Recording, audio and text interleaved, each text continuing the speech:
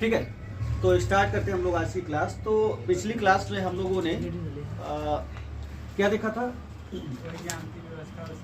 एक झिर्री के द्वारा ना क्या एक्सपेरिमेंट था हमारा, diffraction of light by single slit experiment. ठीक है, एकल झिर्री प्रकाश प्रयोग द्वारा प्रकाश का विवर्तन, ये हम लोगों ने देखा था। ठीक है, तो उसकी ज्यामितीय व्याख्या या कुल मिलाकर बोले कि एक्सप्लेनेशन बचा था, तो एक्सप्लेनेशन को हमें देखना है। ठीक है, ध्यान दीजिएगा, कुछ लिखवाए भी थे हम, तो एक्सप्लेनेशन हम लोग देखेंगे।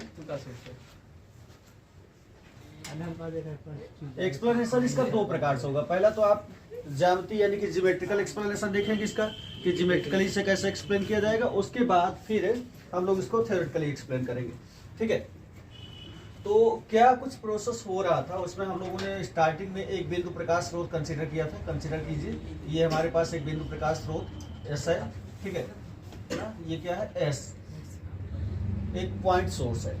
ठीक, फिर इस बिंदु प्रकाश से होकर चलने वाली प्रकाश किरणों को हम लोग क्या करते हैं, एक लेंस की सहायता से पैरेलल करते हैं। तो यहाँ पे हम लोग एक कॉन्वेक्स लेंस लगा देते हैं उस डिस्टेंस पे। ठीक है, तो इस बिंदु प्रकाश स्रोत को कहाँ रखेंगे? इस कॉन्वेक्स लेंस के फोकस पर रखेंगे, क्योंकि नियम के अनुसार ऐसा ही है कि अगर प्रथम फोकस से होकर चलने वाली प्रकाश किरण कोई आती है तो लेंस से अपवर्तन के पश्चात वो क्या हो जाएगी? समानांतर हो जाएगी। ठीक है, खर्च के समानांतर। तो ये हमारे पास क्या हो गया? एक लेंस हो गया। ठीक है, बना लीजिएगा अच्छे से। शायद कल आप लोग बनाए भी रहे होंगे, तो कोई बात नहीं, फिर से देख लीजिएगा। ये हमारे पास हो गया कॉन्वेक्स लेंस। तो यहाँ से बिंदु प्रकाश स्रोत से जब प्रकाश की किरणें चलेगी तो इस प्रकार से यहाँ पर प्रकाश की किरण पहुंचेगी एक लेंस पे दूसरे पे। तो अब लेंस से अपवर्तन के पश्चात ये प्रकाश की किरणें क्या हो जाएंगी? पैरेलल हो जाएगी ना, या तो मुख खर्च के समानांतर हो जाएगी। तो इस प्रकार से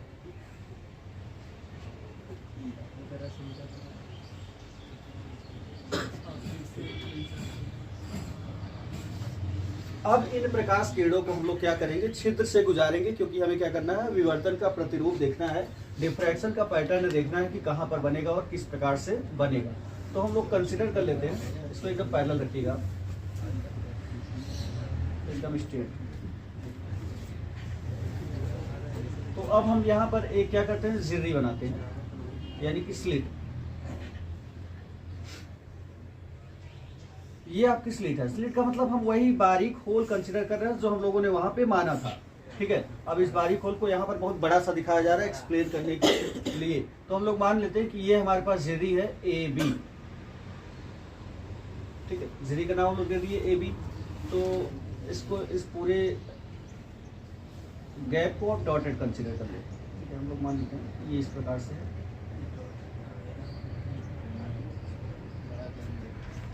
ठंडी बहुत ज़्यादा है ना, इसलिए मार्कर जो है प्रॉपरली काम कर नहीं रहा है। देखिए, फिर उसके बाद अब यहाँ से इस झिर्री से प्रकाश किरणें जो है वो विभिन्न प्रकार से आगे मिलेंगी।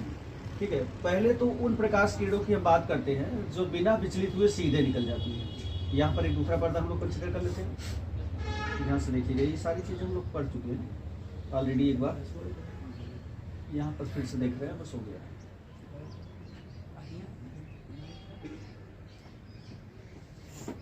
ठीक, तो पहले हम इन प्रकाश किरणों की बात करते हैं जो बिना विचलित हुए सीधे जाती है, और इनके मार्ग में हम एक दूसरा उत्तल लेंस रखते हैं।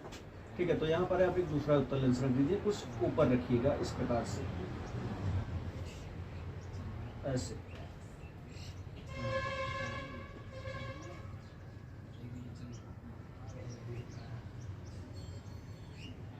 यहाँ पे हम एक दूसरा उत्तल लेंस रख दिए। ठीक है, बात नहीं विकास।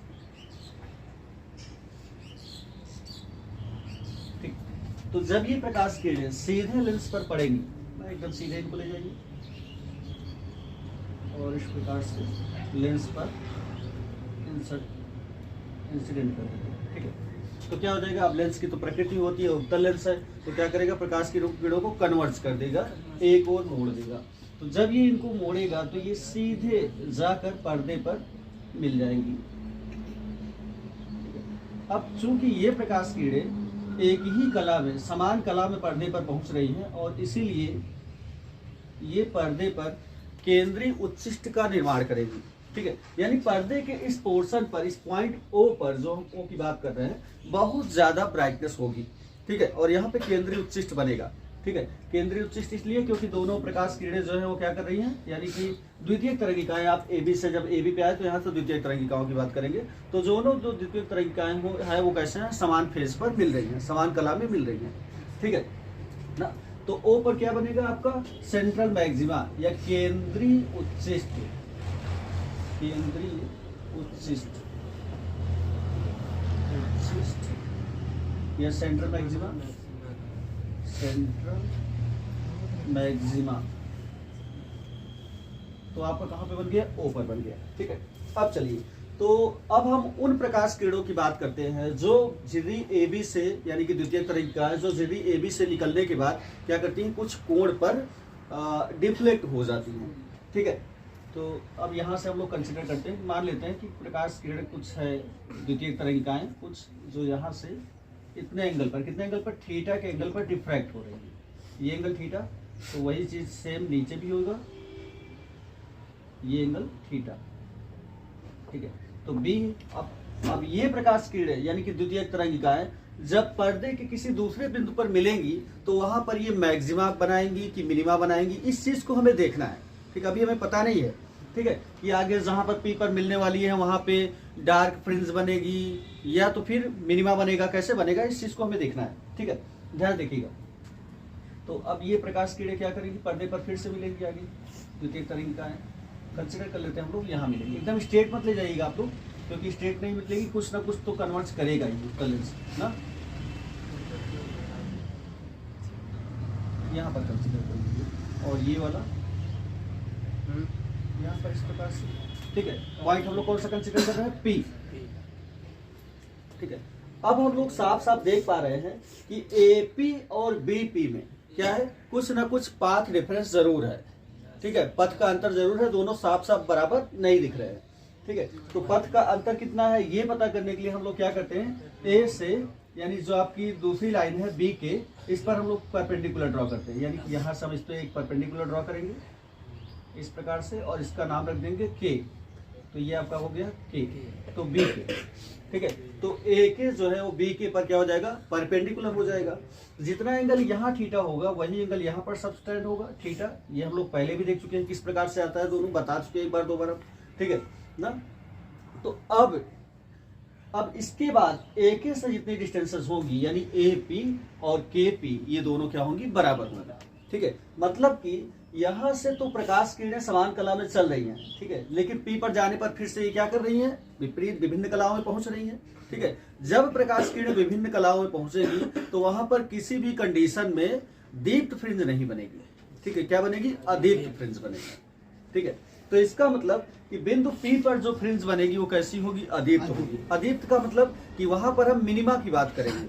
ठीक है, उच्चिष्ट यहाँ बिंदु O पर मिल रहा था, लेकिन P पर प्रथम मिनिमा मिलेगा। ठीक है, अभी भी ये चीज एकदम क्लियर नहीं होती, तो उसके लिए हम लोग क्या करते हैं, हम लोग कंसिडर कर लेते हैं BK की जो लंबाई है वो लैम्डा है। ठीक है, यानी पाथ डिफरेंस जो आ रहा है वो क्या है, हम लोग मान लेते हैं कि माना BK बराबर लैम्डा, माना BK बराबर क्या कंसिडर करते हैं हम लोग, लैम्डा। अब फिर यहाँ से थोड़ी सी सोचने वाली बात होती है कि अगर आपने पाथ डिफरेंस को लैम्डा कंसिडर कर लिया, तो पाथ डिफरेंस के लैम्डा कंसिडर करने की कंडीशन तो जो है उच्चिष्ट के लिए होती है, यानी दीप्त फ्रिंज के लिए होती है। आप लोग इंटरफेरेंस में पढ़े थे, जब पाथ डिफरेंस लैम्डा होता है तो उस कंडीशन में जो फ्रिंज बनती है वो कैसी बनती है, दीप्त फ्रिंज बनती है। तो फिर से ये बात उठती है कि अगर आपने पाथ डिफरेंस लैम्डा कंसिडर कर लिया तो बिंदु P पर तो उच्चिष्ट बन, यानी कि दीप्त फ्रिंज बननी चाहिए, लेकिन ऐसा नहीं है। बिंदु P पर क्या बनेगी, निम्निष्ट बनेगी, यानी कि वहां पे अदीप्त फ्रिंज बनेगी। तो उसके लिए हम लोग अभी केवल BK को लैम्डा कंसिडर किए। अब अगर हम क्या कर दें कि इस झिर्री की टोटल चौड़ाई क्या थी, E थी, टोटल चौड़ाई AB की E थी।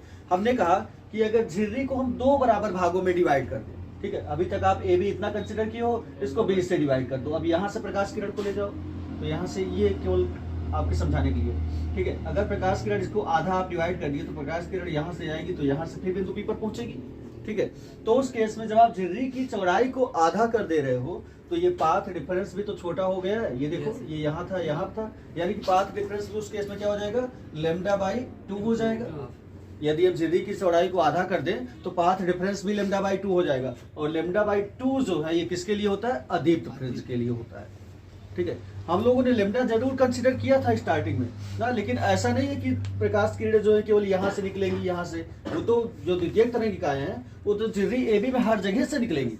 ठीक है, हाइगेंस का द्वितीयक तरंगिकाओं का सिद्धांत यही कहता है। ठीक है, जैसे जैसे ये प्रकाश आगे बढ़ेगा, प्रकाश किरण यहाँ से आगे बढ़ेगी, तो इसका ये मतलब थोड़ी कि दो ही प्रकाश किरणें हैं, वो लेंस के बीच में जितना गैप है सब की सब एक लाइट बीम है।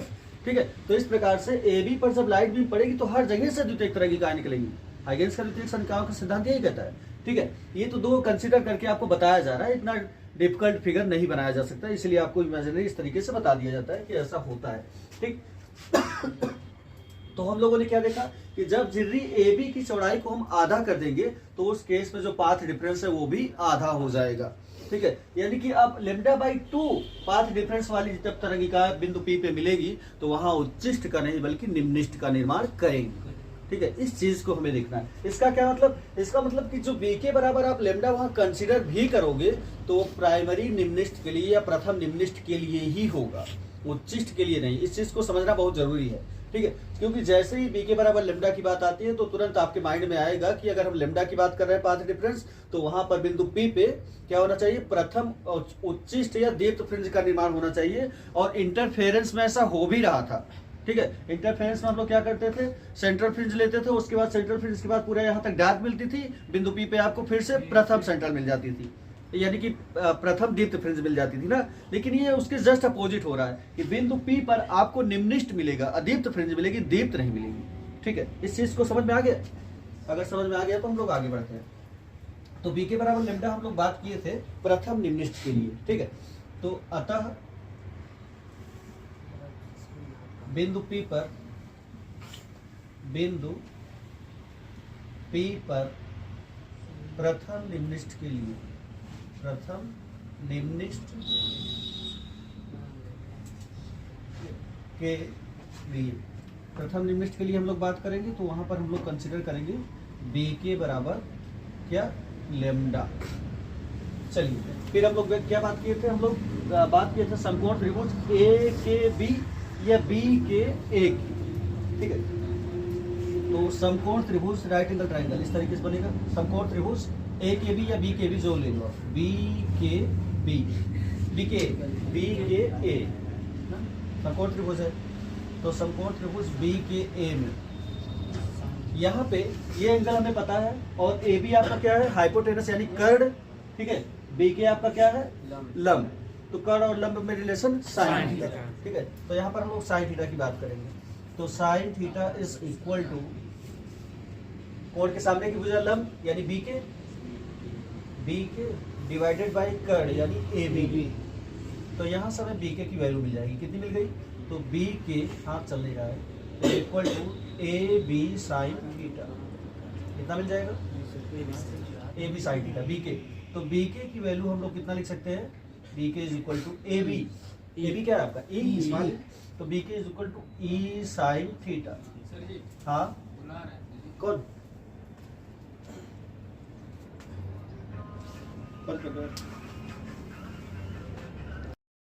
ठीक है, तो BK बराबर E साइन थीटा ना, यहाँ पर हम लोग BK की जगह पे E साइन थीटा पुट करेंगे। अब देखिएगा ध्यान से, तो BK बराबर क्या हो जाएगा, E साइन थीटा। अभी जब फिगर बनेगा एकदम तो बिल्कुल क्लियर हो जाएंगी चीजें आपके सामने।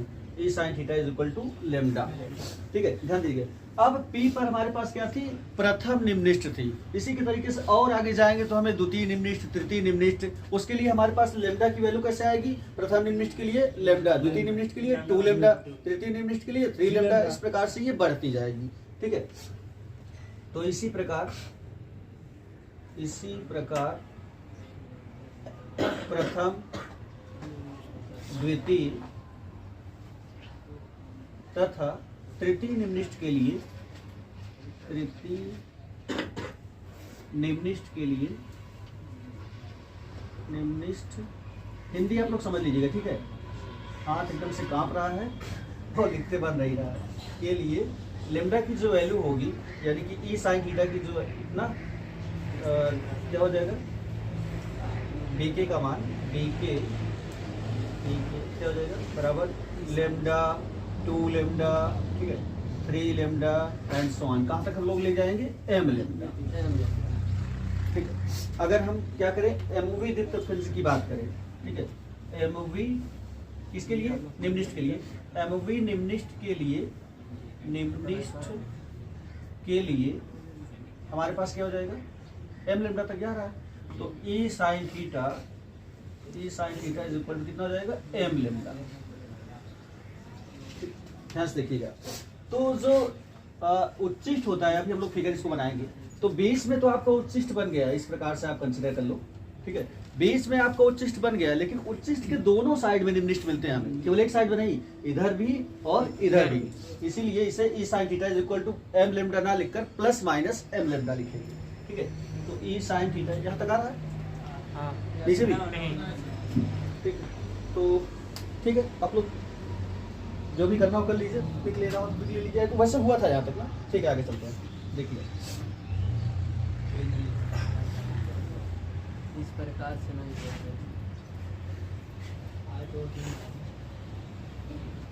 एक्सप्लेनेशन चल रहा था, यहाँ तक हुआ था। तो e sine theta is equal to m lambda. ठीक, तो और अथवा इसी को हम लोग क्या लिखेंगे? E sine theta is equal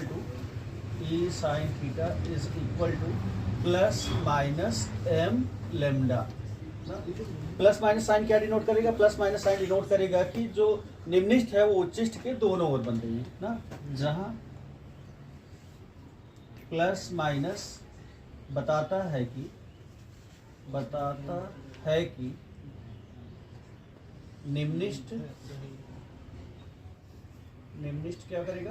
केंद्रीय उच्चिष्ट के दोनों ओर बनेगा। निम्निष्ट केंद्रीय उच्चिष्ट के, केंद्रीय होता है उच्चिष्ट सेंट्रल मैक्सिमा, उच्चिष्ट के दोनों ओर बनेगा, दोनों ओर बनता है।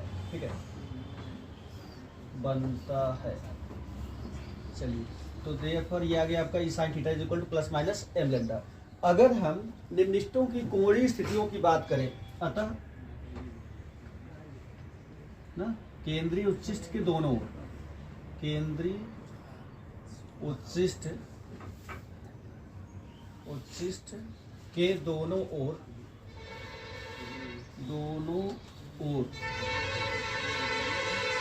निम्निष्टों की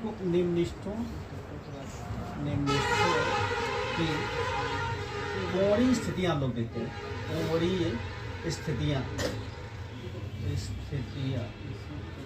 कोणीय स्थितियों की बात करें तो हमें क्या मिलेगा? E sine theta is equal to कितना है? Plus minus m lambda.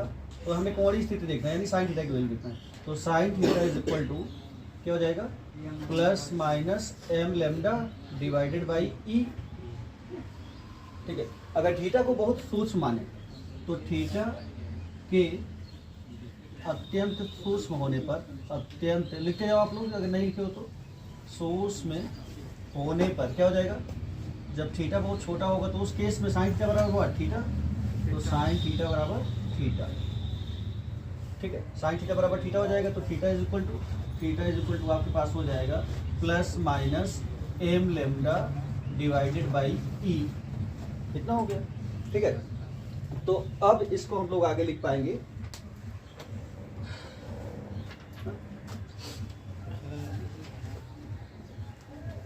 देखिएगा ध्यान से, तो ये आपका कितना आ जाएगा? तो थीटा इज इक्वल टू ना, m इज इक्वल टू 1 2 3, आप इस तरीके से लिख सकते हो।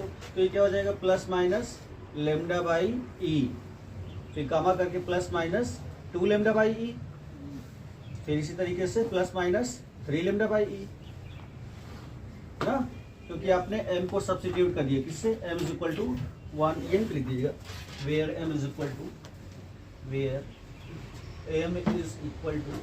1 2 3 एंड सो ऑन ना। तो ये आ गया। हाँ दोस्तों, लेट हो गया। ठीक, ये हम लोग बात कर लिए निम्निष्टों की, निम्निष्ट की बात हो गई। और निम्निष्ट की कोणीय स्थितियां कितना आ गई? Lambda by e plus minus 2 lambda by e plus minus 3 lambda by e. इस तरीके से आगे चलता जाएगा। ठीक है, ठीक है, पूरा बनाया नहीं अभी, अभी फिगर जब बनेगा तब आपको बहुत सारी चीजें एकदम क्लियर हो जाएंगी। ठीक है,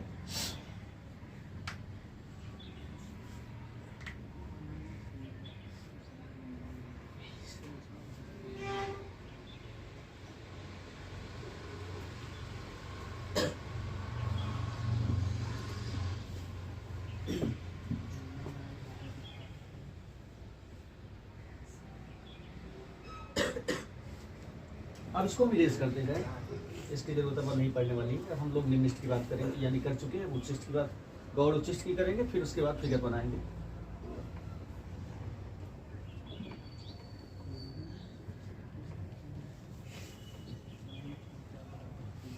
डिफ्रैक्शन पैटर्न की हम लोग स्टडी कर रहे हैं। जो स्पेक्ट्रम बन रहा है डिफ्रैक्शन का, वो कैसे बन रहा है। इरेज करें, देखिए। ठीक है, तो होता है क्या कि जो सेंट्रल मैक्सिमा बन रहा है, ध्यान से देखिए थोड़ा, जो केंद्रीय उच्चिष्ट बनता है, तो केंद्रीय उच्चिष्ट के दोनों ओर जो निम्निष्ठ बन रहे हैं, तो निम्निष्ठों के बीच में भी कुछ चमकीला प्रकाश दिखाई देता है। ठीक है, तो इसका मतलब कि वहां पर भी कुछ ना कुछ उच्चिष्ट बन रहा है। तो इस प्रकार के उच्चिष्ट को हम लोग गौड़ उच्चिष्ट कहते हैं, या तो आप हेडिंग कर दीजिएगा सबसिडिनरी या गौड़ उच्चिष्ट। ठीक है, गौड़ उच्चिष्ट, गौड़ उच्चिष्ट, छोटी सी हेडिंग है, उसी में कर दीजिएगा बस, उच्चिष्ट। सबसिडियरी मैक्सिमा, सबसिडियरी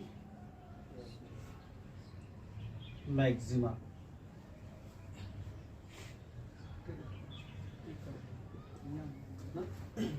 तो क्या होता है, दो उत्तरोत्तर निम्निष्ठों के बीच, दो उत्तरोत्तर निम्निष्ठों के बीच, निम्निष्ठों के बीच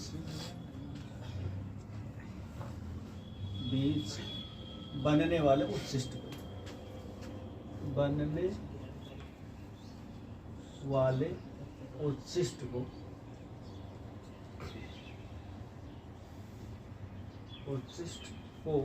गौड़ उच्चिष्ट कहते हैं। ठीक है, गौड़ उच्चिष्ट कहते हैं, उच्चिष्ट कहते हैं। और गौड़ उच्चिष्ट के लिए, गौड़ उच्चिष्ट के लिए, ठीक है, जो साइन थीटा की वैल्यू होगी या थीटा की वैल्यू होगी, या साइन थीटा, तो थीटा बराबर ले लो, तो थीटा इज इक्वल टू, ये हो जाएगा आपका प्लस माइनस 2m+1 इंटू λ/2। ठीक है, 2e ना, λ/e, 2e λ/e। ठीक, तो where m is equal to what, where m is equal to 1 2 3 and so on ना। ठीक है, तो देखिए जब लैम्डा इज इक्वल टू, यानी कि m की वैल्यू 1 रखेंगे तो क्या हो जाएगा, 2 1 2 1 3 3 λ/e, λ/2e आता है इसमें। ठीक है, λ/2 देखिएगा। ठीक है, जब m की जगह हम लोग क्या करेंगे, 1 रखेंगे, तो आपको मिल जाएगा इस तरीके से। अतः इसको नीचे इरेज कर दे रहे हैं।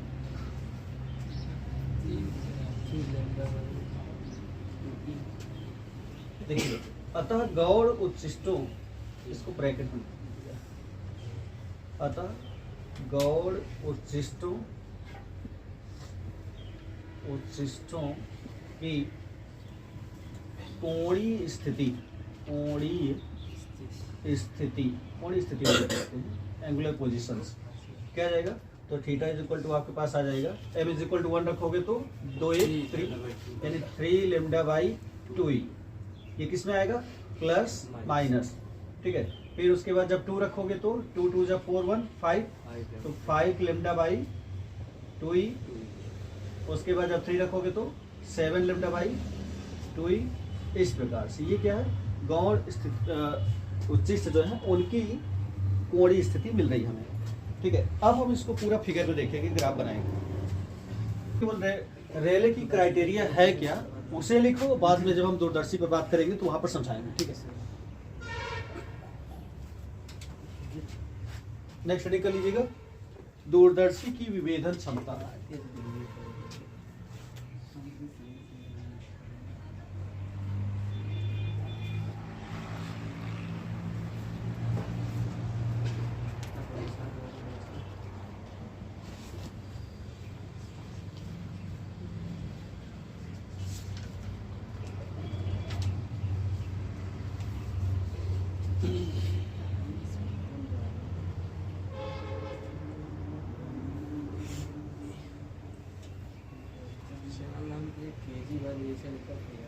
हो गया।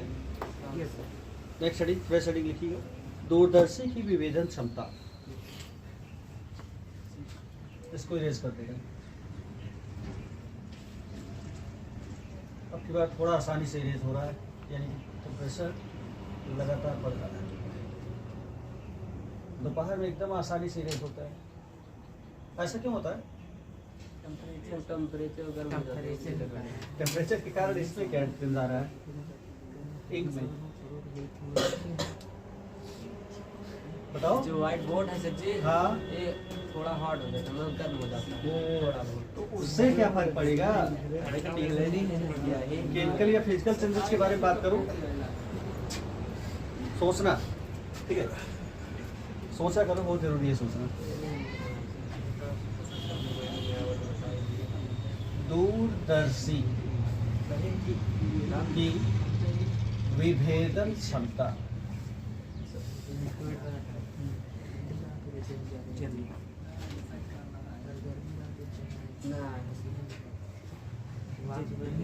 रिजॉल्विंग पावर ऑफ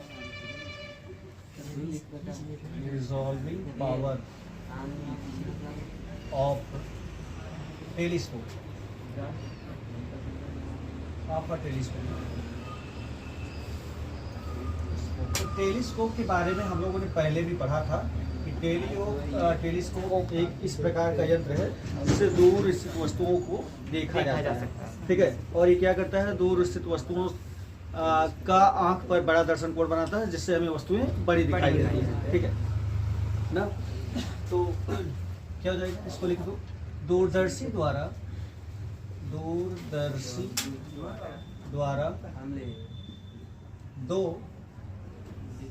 दूर स्थित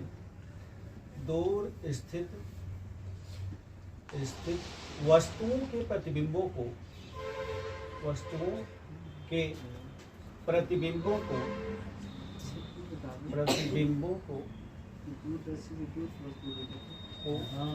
अलग अलग देखने की क्षमता,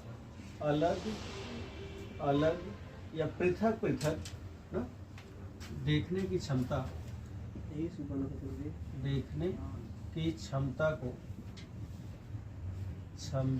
को दूरदर्शी की विभेदन क्षमता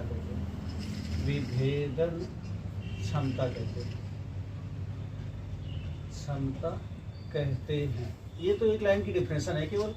मेन चीज जो है विभेदन सीमा को हम लोग पढ़ेंगे अच्छे से, कि विभेदन सीमा जब क्लियर हो जाएगी तो विभेदन क्षमता भी क्लियर हो जाएगी।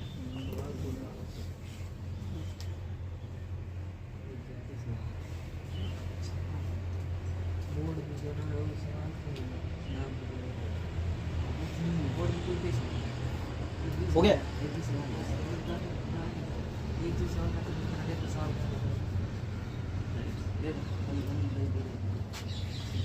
आगे बात करें, नेक्स्ट हेडिंग, दूरदर्शी की विभेदन सीमा। दूरदर्शी की विभेदन सीमा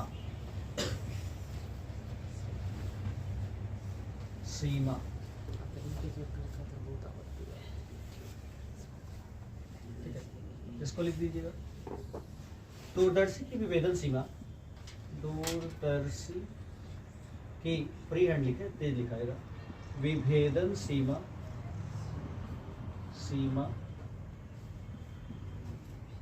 ठीक है। दूर स्थित दो वस्तुओं के द्वारा अभिदृश्यक पर बनाए गए अभिदृश्यक, ध्यान से देखना, अभिदृश्यक पर बनाए गए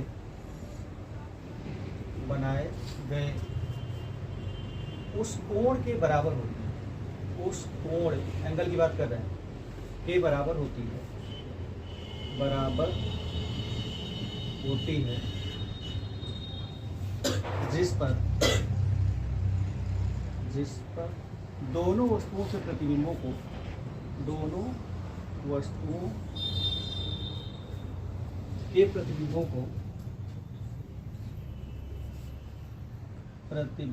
को अलग अलग देखा जा सके,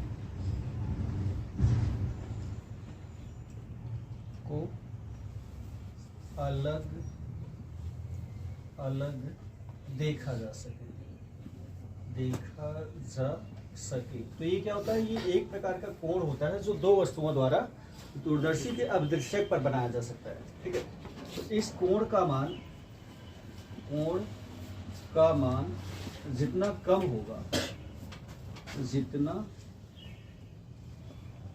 होगा, दूरदर्शी की विभेदन क्षमता उतनी ही ज्यादा होगी, दूरदर्शी की विभेदन क्षमता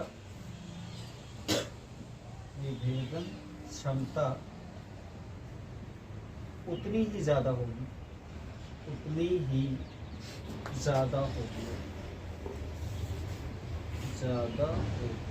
ठीक है ना। इसको समझो, तो हम लोग इसको जब तक क्लियर बनाएंगे नहीं तब तक आप लोगों को समझ में आएगा नहीं। मैं इरेज कर रहा हूँ। तो किस तरीके से देखना है हमें विभेदन क्षमता और विभेदन सीमा।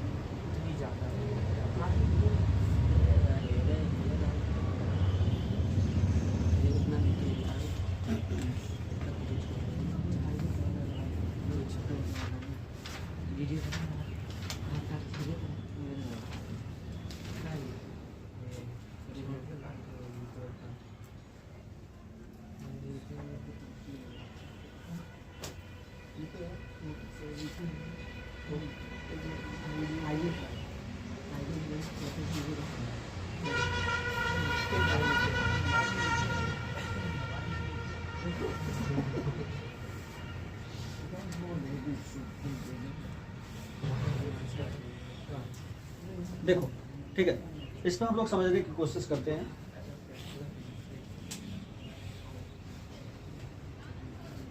तो कंसिडर कर लेते हैं हम लोग कि ये हमारे पास अभिदृश्यक है, एक लेंस। दूरदर्शी की बात कर रहे हैं ना? Yes sir. वस्तु की ओर कौन रखा जाता है? अभिदृश्यक।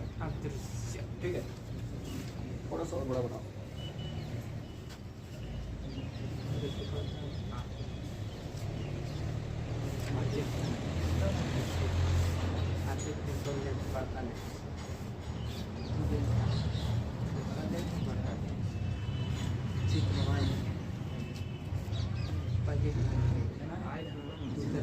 इसमें और अच्छे से आपको क्लियर हो जाएगा कि विवर्तन का मतलब क्या होता है। यहाँ पे हम इसकी मुख्य अक्ष कंसिडर कर ले रहे हैं।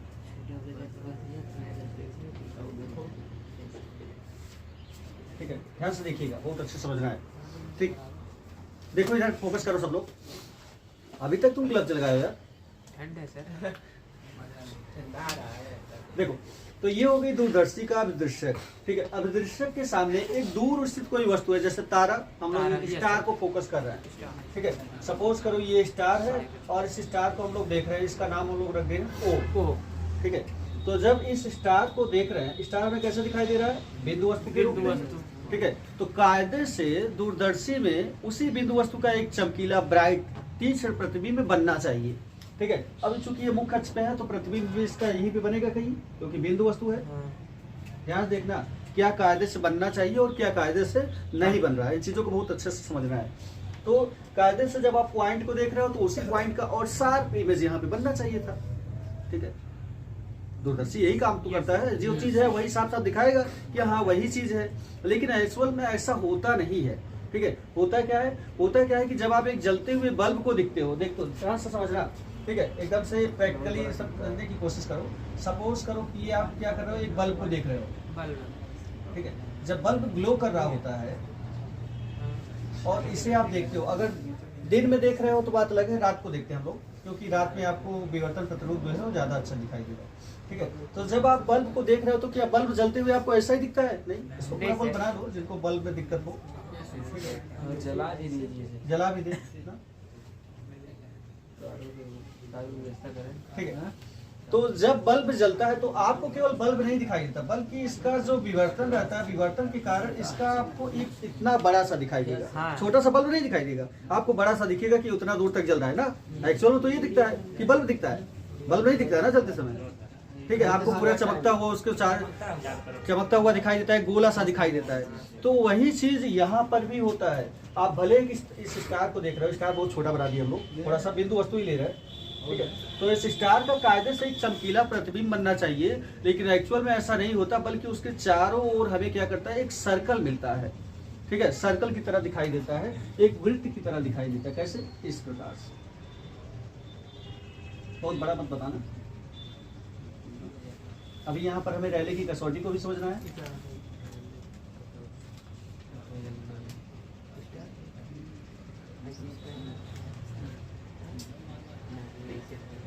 जो एक छोटा सा बिंदु था वो यहाँ पर इतने बड़े सर्कल के रूप में दिखाई देता है, और हम लोग कंसिडर कर लेते हैं कि सर्कल की जो डायमीटर है या इसका, ठीक है, वो कितना है, डी यानी कि अभिदृष्टक या स्पर्शक के बराबर होगा, ठीक है। ध्यान देना,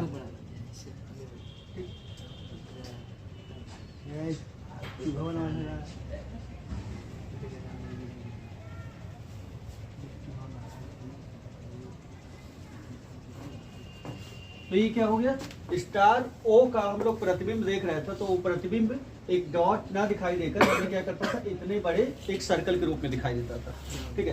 फिर एक दूसरा स्टार हम लोग कंसिडर करते हैं, ओ डैश, ठीक है। जब ओ डैश हम लोग कंसिडर करेंगे, ये ओ डैश हो गया, दूसरा स्टार है, ठीक है। इसके भी जब प्रतिबिंब को देखेंगे तो जैसे इस वाले का प्रतिबिंब क्या कर रहा था, एक गोला बना रहा था, वैसे ही दूसरे वाले का भी प्रतिबिंब क्या करेगा, गोला बनाएगा, ठीक है।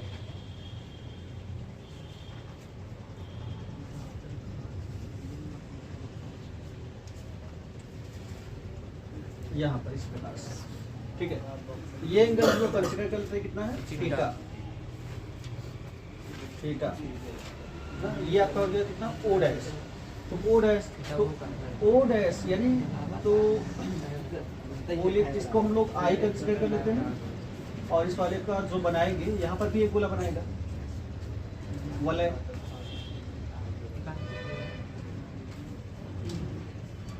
ये हो जाएगा आई डैश,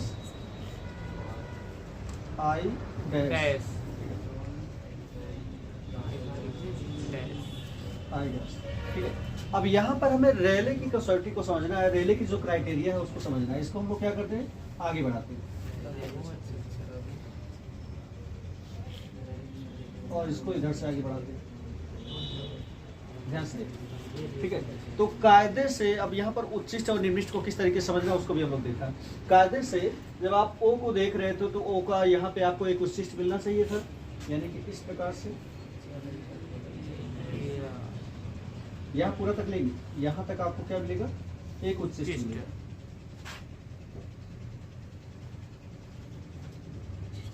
ठीक है। ये उच्चिष्ट मिलेगा ना। फिर दूसरे वाले की जब बात करेंगे तो दूसरा वाला यहाँ से उच्चिष्ट देगा, देखिए। अब रेले की क्राइटेरिया क्या कहती है, रेले की क्राइटेरिया कहती है कि दो वस्तुओं के प्रतिबिंबों को अलग अलग तभी किया जा सकता है, ठीक है, जब पहले वस्तु द्वारा बिना बनाया गया विवर्तन प्रतिरूप, ये विवर्तन प्रतिरूप है, ठीक है, पहले वस्तु के प्रतिबिंब द्वारा बनाया गया विवर्तन प्रतिरूप का उच्चिष्ट, ठीक है, दूसरे के निम्निष्ट पर गिरता है। ये देखो, दूसरे का निम्निष्ट जब हम लोग बनाएंगे तो दूसरे का ये उच्चिष्ट बनेगा इस प्रकार से, और दूसरे का निम्निष्ट कहाँ है, यहाँ, ठीक है। तो पहले वाले के विवर्तन प्रतिरूप का उच्चिष्ट कहाँ गिर रहा है, दूसरे वाले के निम्निष्ट पर, ठीक है, दिख रहा है ना। तो ये रेले की क्राइटेरिया, अगर फिगर इस प्रकार से बन जाता है तब आप दो वस्तुओं को अलग अलग स्पष्ट देख सकते हो। अगर इस प्रकार से नहीं बनता, रेले की क्राइटेरिया नहीं पूरा होती, तो आप उन दो इमेजेस को अलग अलग नहीं कर पाओगे, ठीक है ना। देखो अब इसका आप पहले वाले में भी कर सकते हो। पहले के द्वारा के जो उच्चिष्ट है वो क्या कर रहा है, दूसरे के निम्निष्ठ पे गिर रहा है। चाहे यहाँ से देखो चाहे यहाँ से देखो ना, तो दोनों में रेले की क्राइटेरिया जो है वो फुलफिल होनी चाहिए, और अगर नहीं फुलफिल होती तो इसका मतलब आपका इमेज जो है वो सही नहीं बन रहा है। ठीक है, दोनों को बराबर बनाना, ये इसको डॉटेड रखना है।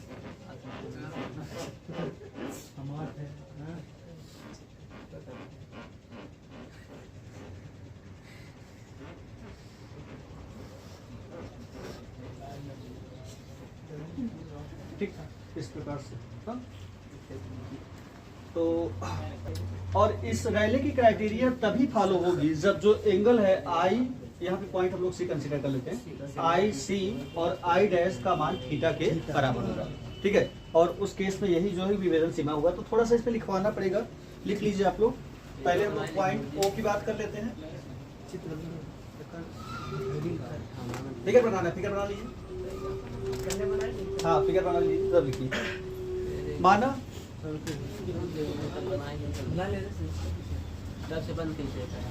कर दे। हाँ यार, इसको बंद कर दे।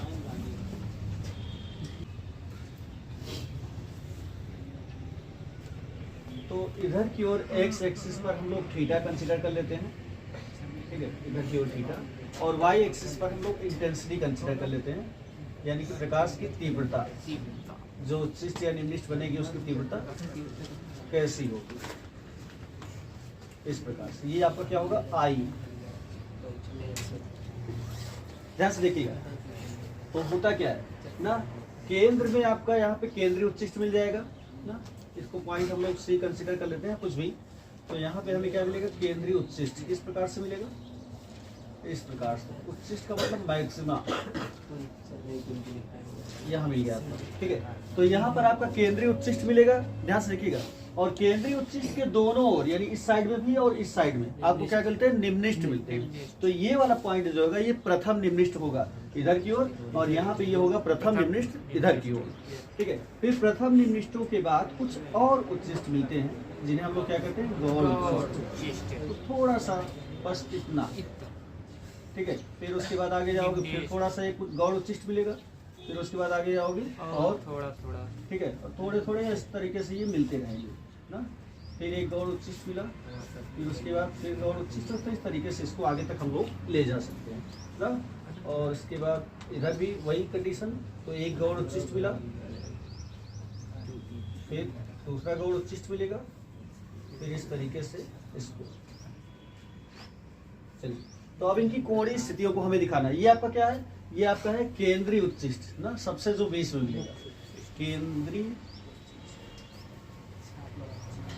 उच्चिष्ट, सेंट्रल मैक्सिमा। नहीं आ रहा है, हाँ? ये नहीं आ रहा है। क्या बात कर रहे हो, ऊपर और नहीं आ रहा है, लिखे हैं ऊपर, नहीं आ रहा है। जो लिखे हैं नहीं आ रहा है, यस। और ये आ रहा है यहाँ तक, हाँ, तो आई नहीं आ रही है। इंटेंसिटी नहीं आ रहा है। आई यहाँ दिखा दो, अब आ रहा है? तब भी नहीं है। और नहीं आ रहा है। इसके अंदर लिख दीजिए, इसके अंदर लिख दीजिए। नहीं, इसके अंदर नहीं लिखा जा सकता ना, क्योंकि इस एरो को हम बता रहे हैं कि इंटेंसिटी दिखा रहा है। तो चलो ठीक है, इधर लिख देते हैं। अभी नहीं आ रहा, नहीं आ रहा। क्या यहाँ पे टॉप आ रहा है क्या? टॉप उसका आ रहा है बस। चलो हम बोल दिए, कंसीडर कर लेना। ठीक है, तो ये आई हो गया। तो ये आपका जो बन रहा है, ये आपका होगा सेंट्रल मैक्सिमा, सेंट्रल मैक्सिमा। नहीं आ रहा, तिरछा सीधा लिखिए आ जाएगा। तिरछा ही लिखेंगे, सीधा क्यों लिखेंगे? ऐसे लिखिए, नहीं सीधा लाइन लिखिए। ये आपका सेंट्रल मैक्सिमा है। अभी भी नहीं आया, आ रहा है। ठीक है। और ये क्या है, ये वाला, ये आपका निम्निष्ठ है, निम्निष्ठ है। ठीक है, मिनिमा, मिनिमा। मिनिमा। और ये वाला क्या है, ये गौड़ उच्चिष्ट है, ठीक है ना, सब्सिडियरी मैक्सिमा, गौड़ उच्चिष्ट। तो ये सारी बातें हम लोग कर चुके हैं ना। आप कोणीय स्थितियों को देखना, ठीक है। तो प्रथम निम्निष्ठ की कोणीय स्थितियां कितना थी, plus minus lambda by e, plus minus lambda by थी, ठीक है। यानी इस वाले की होगी कितना, इधर अगर राइट में जाएंगे तो प्लस में, इधर आएंगे तो माइनस में, तो इसकी हो जाएगी प्लस में लेम्डा बाई ई। इस वाले की क्या होगी, प्लस में 2 लैम्डा बाई ई, ठीक है। इस वाले की क्या हो जाएगी 3 lambda by e, 3 lambda by e. इसी तरीके से लेफ्ट में जब आएंगे तो माइनस लैम्डा बाई ई, इस वाले की माइनस में 2 लैम्डा बाई ई, और इस वाले माइनस में 3 लैम्डा बाई ई। अब आप अगर चाहो तो जो गौड़ उच्चिष्ट है उनकी भी कोणीय स्थितियों को आप बता सकते हो, ठीक है। इसकी कोणीय स्थिति कितना थी, इसकी प्लस में 3 लैम्डा बाई 2 ई, ठीक ना।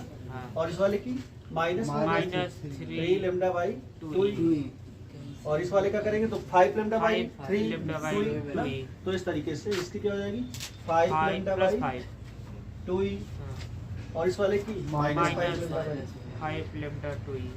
तो इस तरीके से ये सारी चीजें हम लोग अभी तक पढ़ रहे थे ना। ये आपका वो हो जाएगा पॉइंट,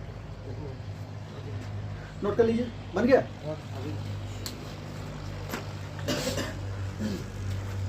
इसको बना लेंगे। हाँ पूरा बनाना है, यही तो मेन है।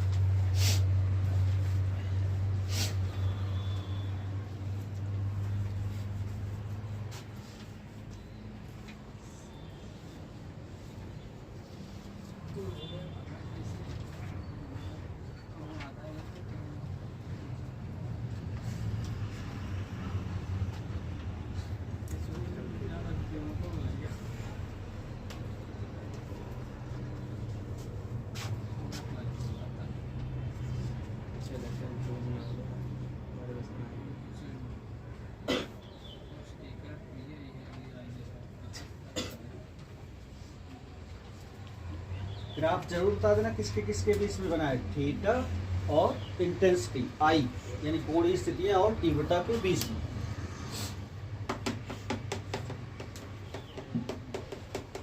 घर में खिड़की तो हमने देखी थी, तुम लोग पर्दे में भी खिड़की बना लिए हो। एक से बढ़ के एक स्टूडेंट है यहाँ पे।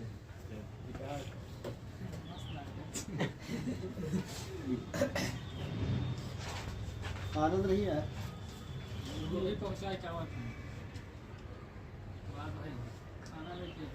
हाँ तब तो अच्छा है, सबके लिए मंगा लेते। लगे हाथ लाओ, व्यवस्था से आया तुम लोग आज। सब लोग 10-20 रुपए इकट्ठा करके समोसा मंगा लिया करो ढेर सारा, 4-5 घंटे पढ़ना रहता संडे को। क्यों सब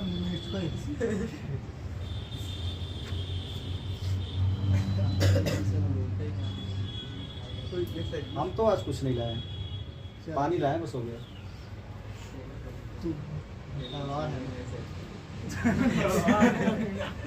मतलब हम बड़े हैं तो हमें भूख नहीं लगेगी।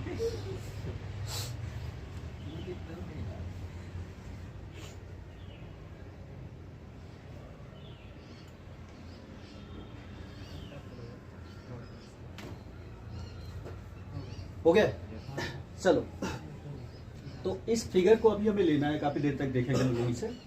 तो कोणीय चौड़ाई हम लोग देख लेते हैं ना।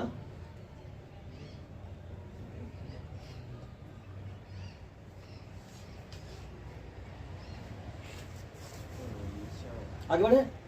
तो नेक्स्ट हेडिंग कर लीजिए एक छोटी सी, केंद्रीय उच्चिष्ट की कोणीय चौड़ाई। केंद्रीय उच्चिष्ट की कोणीय चौड़ाई, कोणीय चौड़ाई।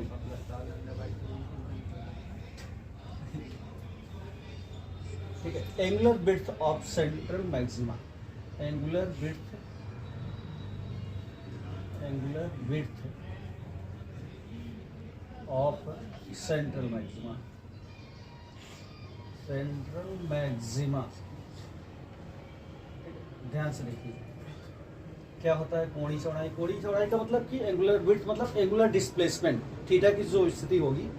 देखिए, तो अगर हम लोग इस फिगर को थोड़ा सा हम लोग उस पर ले जाना चाहते हैं जो अभी इससे पहले फिगर बनाएंगे, तो ये जो स्ट्रेट लाइन है ये आपको पर्दा है पूरा, ठीक है। पर्दे पर हमें इस तरीके से पोजीशंस मिल रही हैं, ठीक है। तो हम यहाँ नीचे यहाँ पर हम लोग क्या किए थे, जीडी कंसिडर किए थे, और जीडी से प्रकाश आ रहा था इस प्रकार से ना, जीडी जो था उससे प्रकाश आ रहा था। तो अगर किसी समय हम लोग कंसिडर करें कि ये एंगल कितना है थीटा, और ये एंगल कितना है थीटा, और थीटा की वैल्यू आपको दिखाया भी है, यहाँ पर थीटा की वैल्यू लैम्डा बाई ई है, यहाँ पर थीटा की वैल्यू लैम्डा बाई ई है, माइनस लैम्डा बाई ई है, ठीक है। तो थीटा की टोटल वैल्यू कितनी हो जाएगी, थीटा प्लस थीटा यानी 2 थीटा, तो यही कोणीय चौड़ाई हो जाएगी ना, केंद्रीय उच्चिष्ट की कोणीय चौड़ाई क्या हो जाएगा, तो theta plus theta is equal to, जब हम लोग कोणीय चौड़ाई की बात करेंगे तो थीटा की वैल्यू इधर कितनी थी लैम्डा बाई ई, प्लस इधर की ओर भी तो लैम्डा बाई ई ही थी, माइनस भले थी लेकिन हम लोग जब डिस्टेंस को एक तरीके से मेजर कर रहे हैं तो हम लोग माइनस को इग्नोर करेंगे, ठीक है। तो लैम्डा बाई ई, तो ये कितना आ जाएगा आपका, तो 2 theta is equal to 2 lambda by e, ये केंद्रीय उच्चिष्ट की कोणीय चौड़ाई आती है, 2 theta is equal to 2 lambda by e. अगर रेखी चौड़ाई की बात करें, रेखी चौड़ाई, रेखी चौड़ाई यानी कि लीनियर डिस्प्लेसमेंट, तो लीनियर डिस्प्लेसमेंट के केस में ये पर्दे के बीच की दूरी कितनी थी, कैपिटल डी, दोनों पर्दों के बीच की दूरी कैपिटल डी थी ना, ठीक है, कैपिटल डी थी। अब इसको हम लोग इतना एक्स कंसीडर करें, इसको एक्स कंसीडर करें, ठीक है। तो इस प्रकार से हमें ऐसे फिगर बन सकता है, इसको आप देखिएगा, ठीक है, ऐसे फिगर बन सकता है। तो ये आपका कितना हो गया 2x ना, और ये एंगल कितना हो गया 2 थीटा, ठीक है, और ये आपका पॉइंट जो भी था ना, तो कोण बराबर चाप बटे त्रिज्या, इसको आप लोगों ने कितना कंसीडर किया था, कैपिटल डी, ठीक है। तो यहाँ पर हम लोग लगाए तो रेखी चौड़ाई के लिए क्या हो जाएगा, तो कोण बराबर चाप बटे त्रिज्या,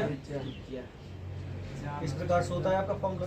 तो कोण कितना है 2 थीटा, तो 2 थीटा इज इक्वल टू, चाप कितना है 2x डिवाइडेड बाई त्रिज्या कितना है आपका कैपिटल डी, जी सर। तो यहाँ से रेखी चौड़ाई जो हो जाएगी, अतः रेखी चौड़ाई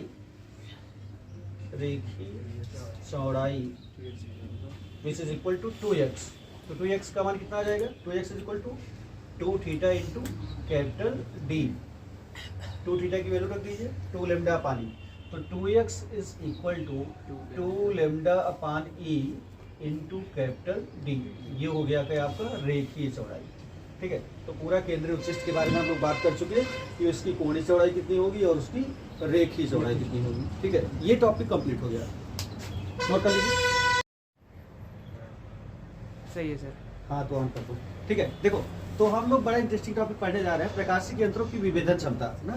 तो विभेदन क्षमता को जब हम लोग डिस्कस करते हैं, आप लोग देखते हो आप लोग के पास मोबाइल फोन्स होते हैं, तो जब आप किसी पेड़ की पिक्चर्स लेते हो, ट्री की किसी पिक्चर ले रहे हो, तो ट्री का पिक्चर लेते हो, उसके बाद उसको जूम करते हो आप, तो जूम करने पर अगर ट्री के पत्ते अलग अलग दिखाई दे रहे हैं, ठीक है, तो इसके मतलब कि आपका जो मोबाइल है उसकी विभेदन क्षमता काफी अच्छी है और हाई क्वालिटी का कैमरा उसमें यूज किया गया है। लेकिन अगर कुछ डॉज दिखता है, धब्बा जैसे दिखता है, अलग अलग नहीं दिखता है, तो आपका लो क्वालिटी कैमरा यूज किया गया इस तरीके से, ठीक है। तो होता क्या, तो विभेदन क्षमता की जो डिफिनेशन होती है वो ये होती है कि किसी प्रकाशिक यंत्र द्वारा दो समीपवर्ती वस्तुओं के प्रतिबिंबों को अलग अलग, ठीक है, देख पाने की, अलग अलग स्पष्ट देख पाने की जो क्षमता होती है उसे हम लोग कहते हैं विभेदन क्षमता। फॉर एग्जाम्पल, अगर आपसे बोला जाए आपके आई टेस्ट के लिए कि आपकी आंख की विभेदन क्षमता कितनी अच्छी है, मैंने एक यहाँ पे इमेज बना रखा है, ठीक है, और अब अगर आपसे पूछा जाए कि इसमें कितनी लाइन्स है, जो पहले काउंट कर चुका होगा, ठीक है, हो सकता है वो गिन लिया हो, और जो नहीं काउंट किया है तो उससे भी पता चल जाएगा कि आपके आंख की विभेदन क्षमता कितनी अच्छी है, ठीक है।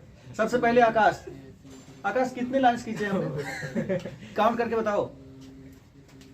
आकाश, कॉपी मत करना एक दूसरे का, इतना पास पास बैठे हो आप लोग। हाँ आकाश बोलो, जल्दी करो, सबको बताना है,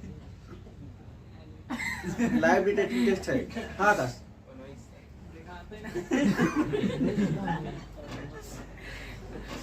तो क्या है 18, चलो आकाश 18। हाँ विकास आप बताओ, विकास 18 लाइन्स, ठीक है। हाँ पंकज तुम बताओ, सही से बताना, एक दूसरे का कॉपी मत करना, ठीक है। और जबकि हम बता दे रहे हैं कि इसमें 18 लाइन्स नहीं है,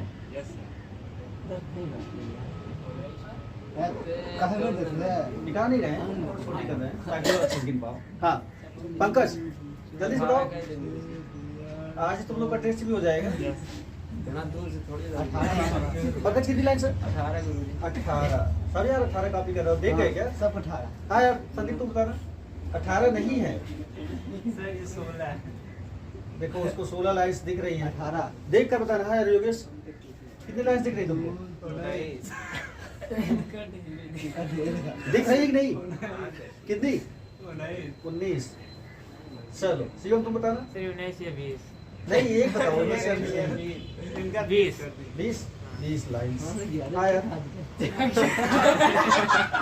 तुमको 11 दिख रही, चलो कोई बात नहीं। तुमको केवल 11 लिख रही है। हाँ 19। अभी तो तुम 18 थे।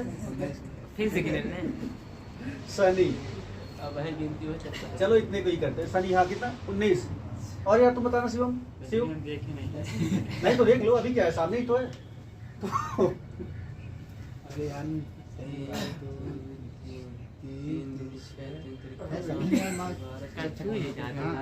कितनी लाइन्स है?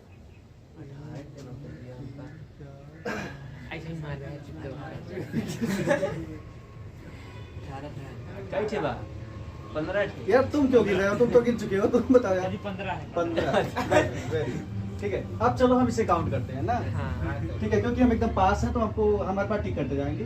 तो 1 2 3 4 5 6 7 8 9 10 11 12 13 14 15 16 17 18। दिक्कत सही बा। तो 18 लाइन्स हैं। मतलब जिन्होंने 18 बोला है उनकी आँख की विभेदन क्षमता जो है काफी अच्छी है। बाकी आशीष को तो बहुत ज्यादा इलाज ठीक है, और आशीष के अलावा सिर्फ तुम्हारी भी आँख काफी कमजोर है ना। इतना कमजोर का अब वो नेचुरल है, जो भी आपके पास है उसको बढ़ाया है घटाया नहीं जा सकता है, आपको इतना मिला ही है। ठीक है, ध्यान दीजिएगा। संदीप और योगेश का तो ठीक है, फिर भी उसकी ज्यादा है थोड़ा ना। तो ये होता है विभेदन क्षमता। विभेदन क्षमता का मतलब कि हम दो पास की इमेजेस को कैसे अलग अलग देख सके। ठीक है, और ये हम कुछ कर नहीं सकते, क्योंकि ये जो विभेदन क्षमता होता है वो हर इंस्ट्रूमेंट का एक फिक्स होता है। ठीक है, और आपके डिफरेंट लोग डिफरेंट आपको दिखाई दे रहा है, क्योंकि आपकी आँख की विभेदन क्षमता इतनी ही है। ठीक है, सबकी आँख की बराबर नहीं रह सकती। इसी तरीके से जो कैमरे बनाए जाते हैं, हर कैमरे की विभेदन क्षमता अलग अलग होती है। अगर दूरदर्शी आप ले रहे हैं, टेलीस्कोप ले रहे हैं, माइक्रोस्कोप ले रहे हैं, तो सबकी विभेदन क्षमता अलग अलग होती है। ठीक है, तो विभेदन क्षमता ना इसमें आप लोग लिख लीजिए थोड़ा सा, अगर समझ में आ गया हो तो। और आँख की टेस्ट जो है वो जरूरी है। एकदम ठीक है, रैले की क्राइटेरिया, रैले की कसौटी। तो रैले कहते हैं ना कि दो वस्तुओं के प्रतिबिंबों को तभी अलग किया जा सकता है, विभेदित किया जा सकता है। ठीक है, जब उनका जो विवर्तन स्पेक्ट्रम है, देखिए ध्यान दीजिएगा थोड़ा सा, विवर्तन स्पेक्ट्रम इस प्रकार से बने, ठीक है, कि पहले का उच्चिष्ट दूसरे के निम्निष्ट पे और दूसरे का उच्चिष्ट पहले के निम्निष्ट पर गिरे। ठीक है, इस प्रकार से। तो इसको समझिएगा, जैसे हम लोग यहाँ पे वैसे दूरदर्शी में इसको समझाते तो ज्यादा अच्छे से एक्सप्लेन कर पाते ना, फिर भी यहाँ पर बताने की कोशिश करते। थोड़ा सा आप लोग लिख दो, लिखो, लिखना है यहाँ पर बस हो गया। रैले की कसौटी के अनुसार, रैले की कसौटी के अनुसार या रैले की क्राइटेरिया के अनुसार, हम लिख देना साथ साथ, नहीं तो फिर जो बच्चे बुक में करेंगे उनको दिक्कत होगी। लिखो, इसके अनुसार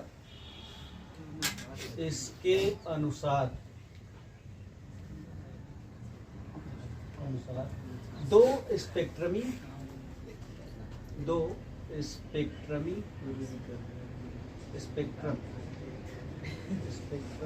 रेखाओं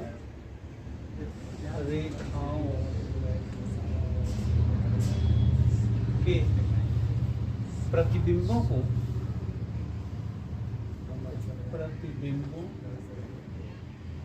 को अलग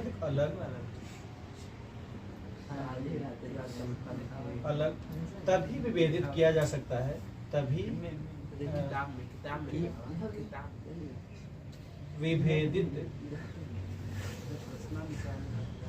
किया जा सकता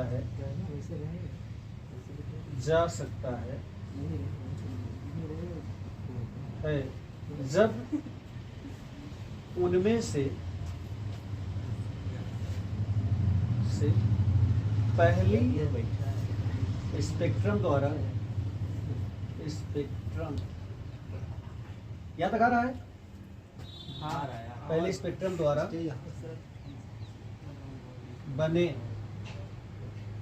विवर्तन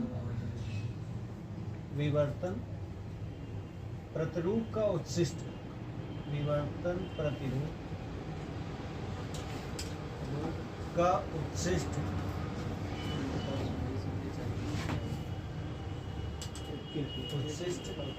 दूसरे स्पेक्ट्रम द्वारा बने स्पेक्ट्रम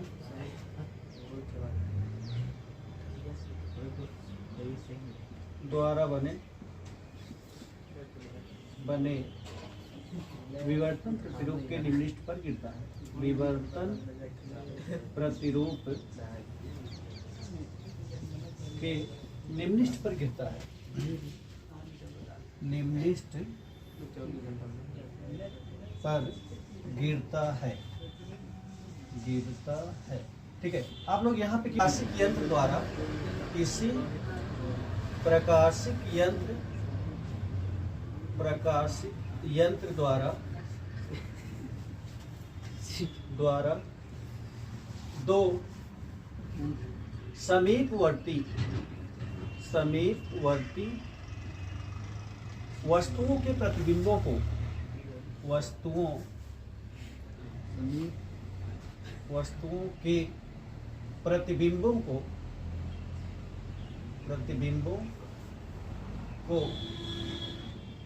अलग अलग स्पष्ट देखने की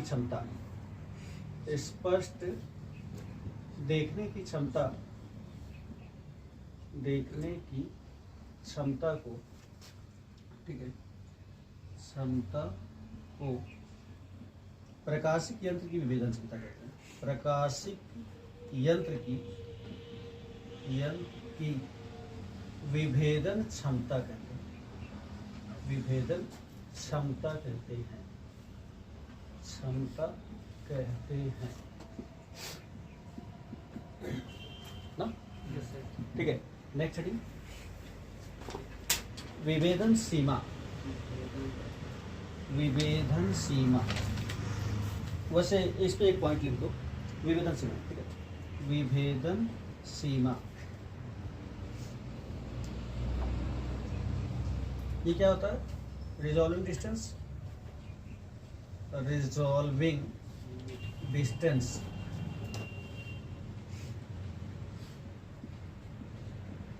ना।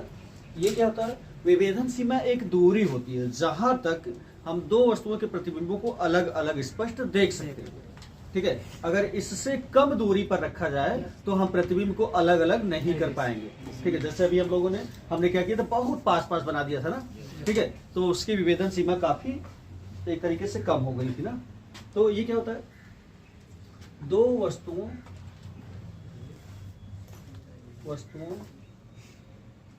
के बीच वह न्यूनतम दूरी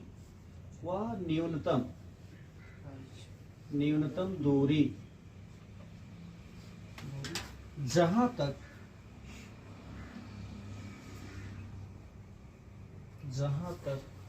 उनके प्रतिबिंबों को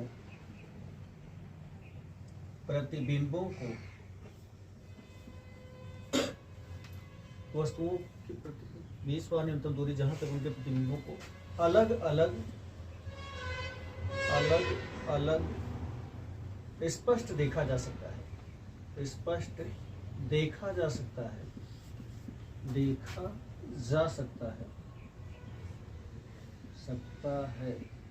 ठीक है, विभेदन सीमा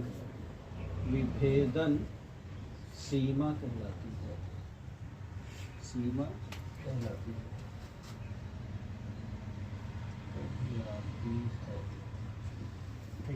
एग्जाम्पल ना, जैसे मनुष्य की आंख की जो विभेदन सीमा है वो 1 मिनट है।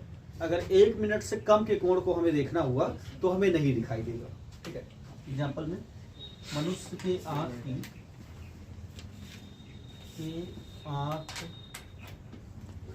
की विभेदन सीमा कितनी होती है? 1 मिनट। मिनट को डिग्री में चेंज करेंगे, कितना हो जाएगा विकास? बराबर 1/60 डिग्री है, होती है। अर्थात इससे कम कोण पर, इससे कम कोण पर हम दो वस्तुओं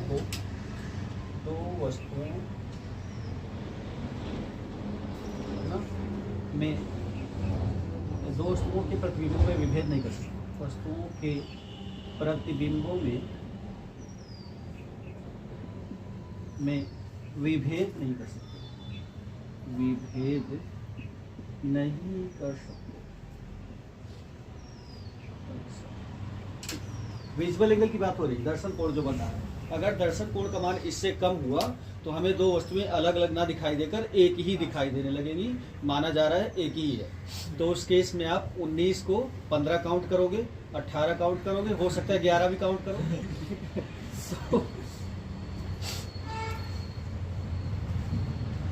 इरेज करें?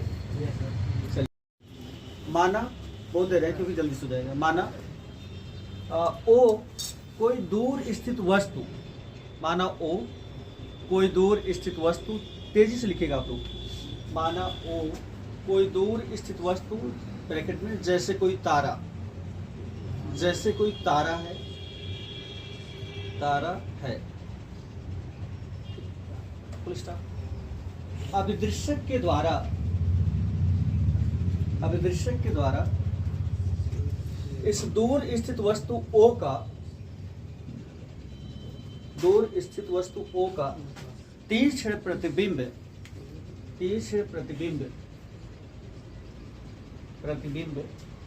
बनना चाहिए था। इस दूर स्थित वस्तु का तीक्ष्ण प्रतिबिंब बनना चाहिए था, परंतु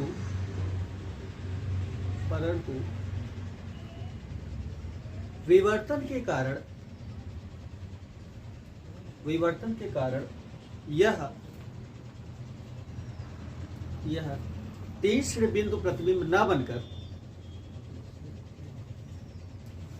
तीक्ष्ण बिंदु प्रतिबिंब ना बनकर क्या होता है? ठीक है, स्मॉल डी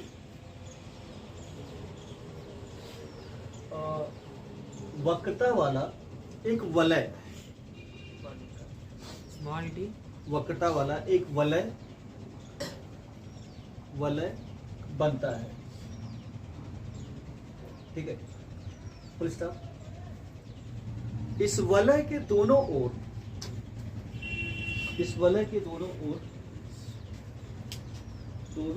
एकांतर क्रम में,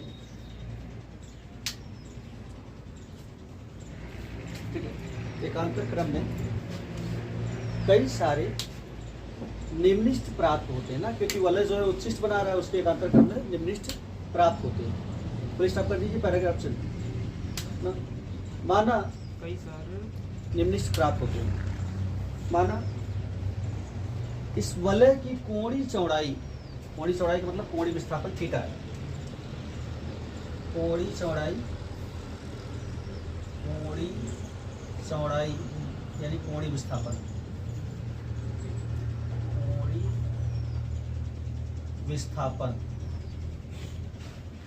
विस्थापन क्या है? थीटा है। तब थीटा की जो वैल्यू होती है, थीटा की वैल्यू फिक्स वैल्यू होती है 1.22 इंटू लैम्डा अपान डी, जहाँ डी क्या है? जहाँ स्मॉल डी ना दूरदर्शी का जो अभिदृश्यक है, अभिदृश्यक का द्वारक है, इसमें हम लोग उसका व्यास भी कंसिडर किया। जहाँ डी अभिदृश्यक का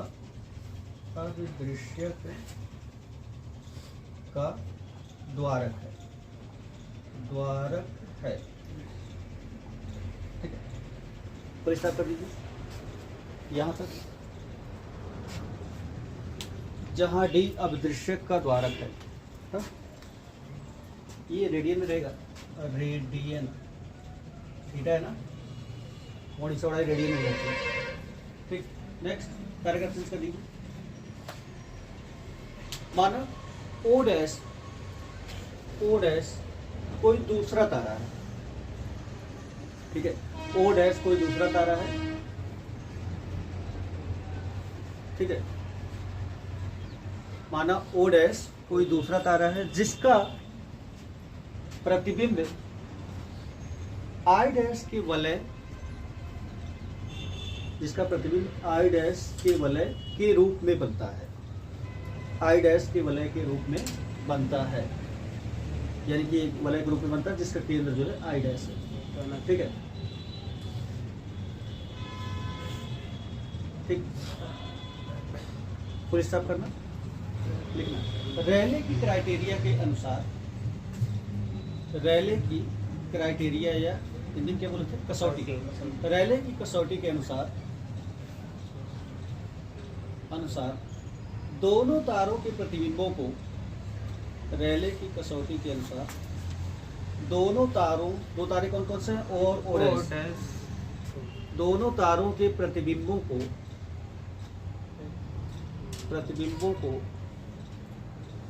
अलग अलग स्पष्ट तभी देखा जा सकता है,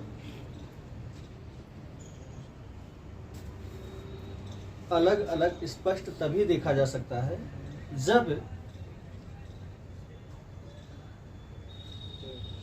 जब पहले तारे के द्वारा बने विवर्तन प्रतिरूप का उच्छिष्ट, विवर्तन प्रतिरूप पहले तारे के द्वारा बने विवर्तन प्रतिरूप का उच्छिष्ट दूसरे तारे के द्वारा बने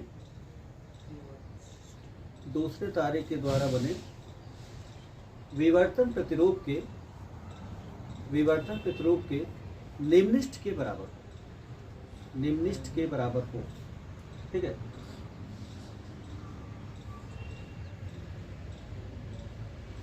ना? इस स्थिति में आगे लिख देना, इस स्थिति में कोण आई सी आई डैश, ठीक है, कोण आई सी आई डैश, कोण आई सी आई डैश किसी भी वलय की कोणीय चौड़ाई के बराबर होगा। तो I C I dash will be equal to what, theta, वलय की कोणीय चौड़ाई के बराबर होगा, ठीक है।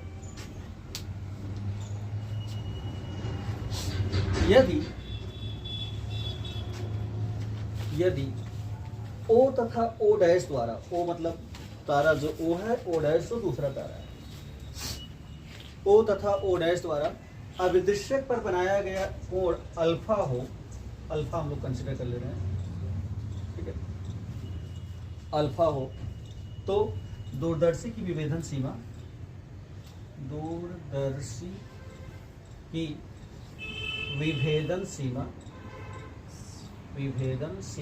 यही आपकी आ जाएगी डायरेक्ट, क्या हो जाएगी, अल्फा बराबर थीटा बराबर 1.22, इसका डेरिवेशन आप नहीं है, 1.22 multiplied by lambda upon D, ये आ जाएगी दूरदर्शी की विभेदन सीमा ना, क्या आएगी, रेडियन में आएगी, जो भी है रेडियन। अब देखिए, ठीक है, तो यहाँ से हम लोग देख रहे हैं कि दूरदर्शी की जो विभेदन सीमा है वो किस पर डिपेंड कर रही है, एक तो प्रकाश के तरंग दैर्घ्य पर डिपेंड कर ही रही है, ठीक है, दूसरे जो दूरदर्शी का द्वारक है यानी कि अभिदृश्यक का द्वारक, तो अभिदृश्यक के द्वारक के व्युत्क्रमानुपाती है, ध्यान समझिएगा, ठीक है, alpha is directly proportional to 1 upon D, ठीक है, यानी कि अभिदृश्यक का द्वारक जितना ज्यादा बड़ा होगा, ठीक है, विभेदन सीमा उतनी ही कम होगी। अब विभेदन सीमा कम होगी तो विभेदन क्षमता ज्यादा होगी क्योंकि उसके व्युत्क्रमानुपाती है, ठीक है, समझ रहे हो ना।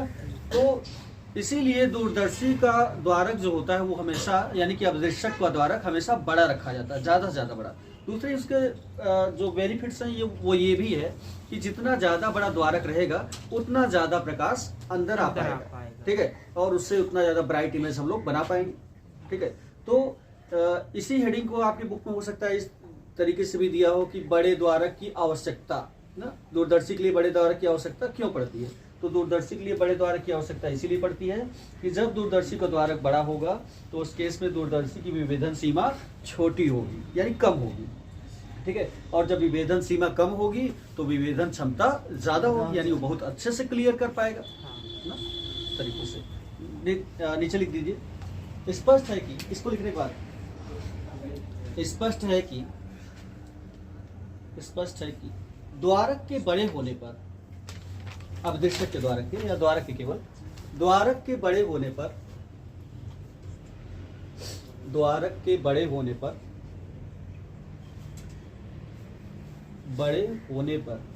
है ना, दूरदर्शी की विभेदन सीमा का मान कम होगा। दूरदर्शी की विभेदन सीमा का मान कम होगा, विभेदन सीमा का मान कम होगा। अतः इससे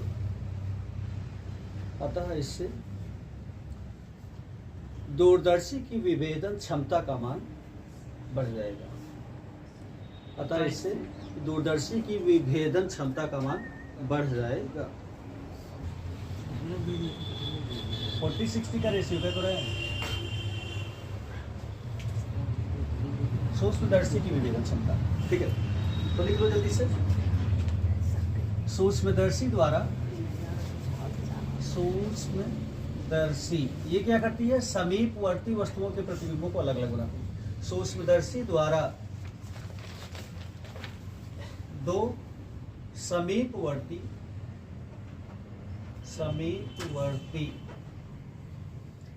वस्तुओं के प्रतिबिंबों को, वस्तुओं के प्रतिबिंबों को, बिंबों को अलग अलग देखने की क्षमता को अलग हिंदी देखने की क्षमता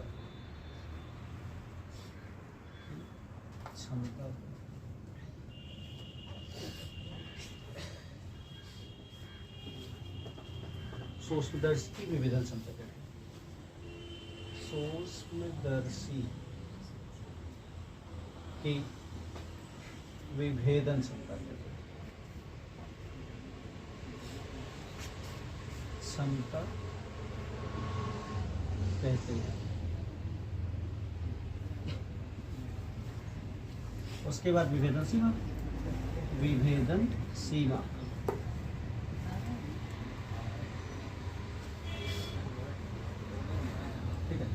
तो ये क्या होता है, सूक्ष्मदर्शी की विभेदन सीमा, सूक्ष्मदर्शी की विभेदन सीमा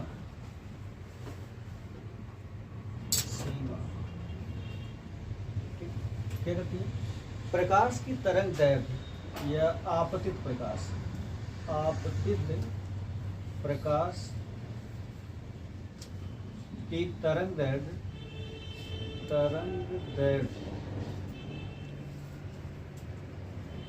के अनुक्रमानुपाती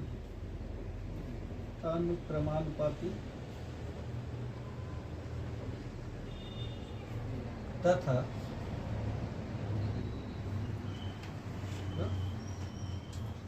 वस्तु द्वारा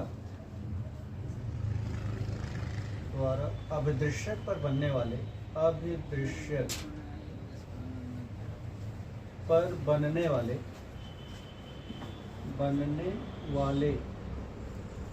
शंकुकोण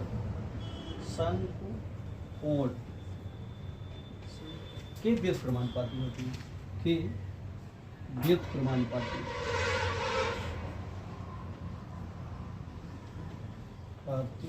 होती है। तो पहले इसको समझ लो आप लोग कैसे। तो सपोज करो ये हमारे पास सूक्ष्मदर्शी,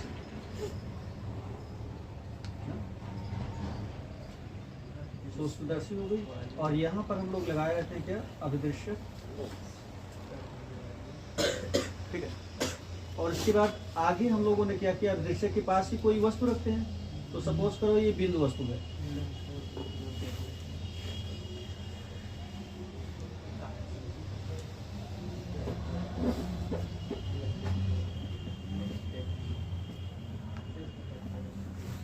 ये बिंदु वस्तु, ठीक है। तो अब ये अभिदृश्य पर जितना कोण इंसिडेंट करेगा ना, इस कोण को हम लोग बोलते हैं शंकु कोण। शंकु की तरह दिख रहा है ना यस सर। नीचे की ओर कोण बन रहा है ना पूरा ये, हाँ ठीक है। तो ये शंकु कोण यानी ये अल्फा होगा, इधर से ये भी अल्फा होगा, अल्फा होगा। ठीक। तो शंकु कोण कितना है टोटल 2 अल्फा। तो अर्थात देखना ध्यान से, अर्थात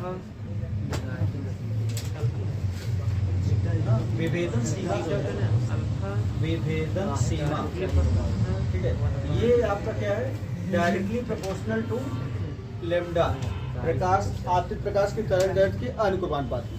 और क्या है, शंकु कोण। और व्युत्क्रमानुपाती किसके, विभेदन सीमा क्या है, व्युत्क्रमानुपाती है किसके, शंकु कोण, शंकु कोण। इस प्रकार से जब दोनों को मिलाएंगे, अतः देयरफॉर नीचे आ रहा है, हाँ आ रहा है सर। ठीक है। देयरफॉर विभेदन सीमा क्या हो जाएगी, विभेदन सीमा ये डायरेक्टली प्रोपोर्शनल हो जाएगा लेम्डा अपान शंकु कोण कितना है 2 अल्फा, ठीक है, लेम्डा अपान 2 अल्फा। नोट कर लो जल्दी से।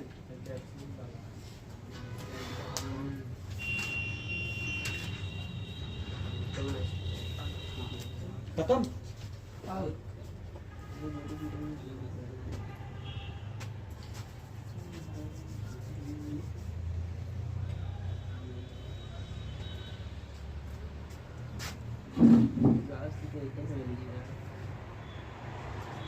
रब कर दे। तो जब अल्फा हटेगा तो कोई प्रोपोर्शनलिटी कांस्टेंट आएगा, और प्रोपोर्शनलिटी कांस्टेंट 1.22, हाँ? तो इसका मतलब कांस्टेंट है। नियतांक 1.22 नियतांक है ना।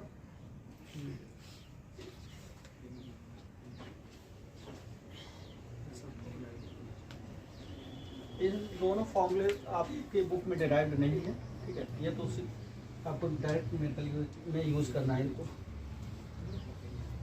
तो ये आ गया आपके पास विभेदन सीमा,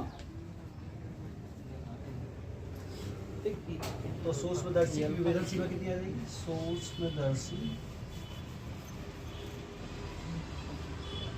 की विभेदन सीमा, ठीक है, बनाए आप लोग। विभेदन सीमा ये कितना आ जाएगा, ये बराबर हो जाएगा 1.22 into lambda divided by 2 alpha, ठीक है। या और करके विभेदन सीमा,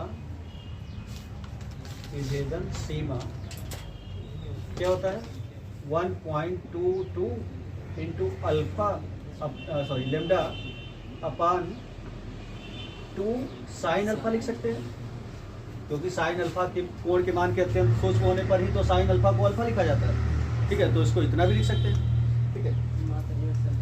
तो अब हम लोग क्या करते हैं, यदि जो वस्तु है यहाँ पर जो हम ऑब्जेक्ट रखे हैं ओ, ऑब्जेक्ट और अभिदृश्य के बीच अभी तक क्या है, वायु है, लेकिन इसके बीच वायु ना रखकर कोई एन अपवर्तनांक वाला माध्यम रख देते हैं, तो उस केस में क्या होगा देखो।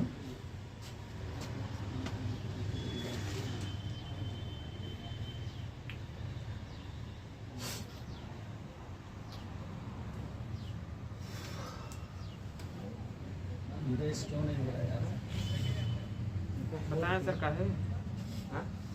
क्यों का ही रेज नहीं हो रहा है। आप लोग पूछे, आप लोग बताइए जो इंक में नमी है, किसमें नहीं है? इंक बोर्ड में कुछ नहीं है, सूख जाती है, जैसे हमारा लोग का होठ सूख जाता है उससे। ठंडी में जब सूख जाते हैं वही टाइम जब बोर्ड से वाट टकरा है तो नमी जो ना तो सूख लेते हैं, बस करें।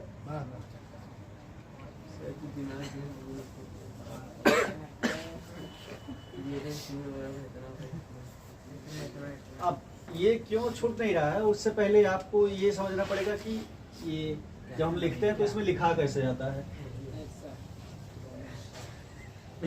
हाँ? इनके ससंजक और असंजक बल की बात करो, कोहेसिव एंड एडहेसिव फोर्सेस, कक्षा 11 पढ़े हो ना। इसमें जितना भी यूज हो रहा है सब हम लोग ससंजक असंजक बल की बात कर रहे हैं। ये साफ हो रहा है किस कारण से, क्योंकि जो रुमाल है, ठीक है, और बोर्ड है ना, रुमाल और बोर्ड के अणुओं के बीच कार्य करने वाला जो असंजक बल है, क्योंकि जब दो अणु हो जाते हैं तो वहां पे असंजक आता है, ठीक है, वो स्याही या रुमाल और स्याही कर दो, रुमाल और स्याही के अणुओं के बीच में जो असंजक बल कार्य कर रहा है वो स्याही के अणुओं के बीच करने वाले ससंजक बल से ज्यादा हो जा रहा है। जब ज्यादा हो जाएगा तो ये इरेज हो जाएगा, ठीक है, और जब कम हो जाएगा तो नहीं इरेज होगा। इस समय स्याही और बोर्ड के बीच जो असंजक बल कार्य कर रहा है वो स्याही के अणुओं के बीच कार्य करने वाले ससंजक बल से कम है, इसीलिए स्याही इसमें बनी हुई है, नहीं इरेज हो रही है, ठीक है। और जब टेम्परेचर थोड़ा सा बढ़ेगा, क्योंकि टेम्परेचर पर जो विस्कोसिटी है या सरफेस टेंशन है दोनों पर प्रभाव पड़ता है ना, टेम्परेचर बढ़ने पर ये कम हो जाता है, तो ये आसानी से इरेज होने लगता है।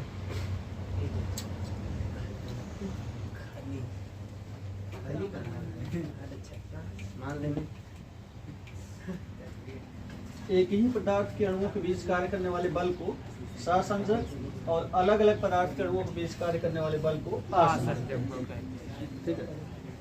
यस, देखिएगा तो सूक्ष्मदर्शी की विवेचन क्षमता को क्या किए, यदि क्या करना है हमें, अभिदृश्य तथा वस्तु के बीच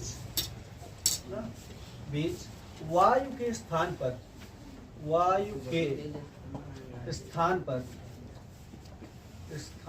पर स्मॉल एन अपवर्तनांक वाला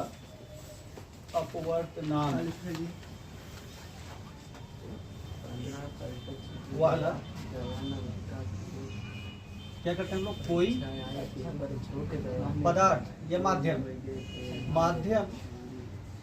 रख दे, माध्यम हो, ठीक है, तब उसके अंदर विभेदन सीमा क्या हो जाएगी, विभेदन सीमा ये कितनी हो जाएगी, बराबर हो जाएगी 1.22 lambda divided by 2 into N का मल्टीप्लाई हो जाएगा, एन साइन अल्फा, ठीक है, नोट कर लो कहूँगा। इस स्थिति में क्या हुआ, विभेदन सीमा बढ़ी कि घटी। अब बताओ, जब हम लोग क्या किए, दूरदर्शी को सपोज करो अभिदृश्यक को जल में डुबो दिए, ठीक है, तो सीमा बढ़ी कि घटी, विभेदन सीमा कैसे बताओगे, एन का फर्क पड़ रहा है वहां पे, एन मल्टीप्लाई में आ गया है, एन मल्टीप्लाई में अब एन की वैल्यू जो होगी ग्रेटर देन 1 तो होगी ही, क्योंकि हम लोग वायु के लिए 1 लिए हैं, ठीक है, पानी के लिए लेंगे तो 1.5 हो जाएगा, 1.33 जो भी है, ठीक है।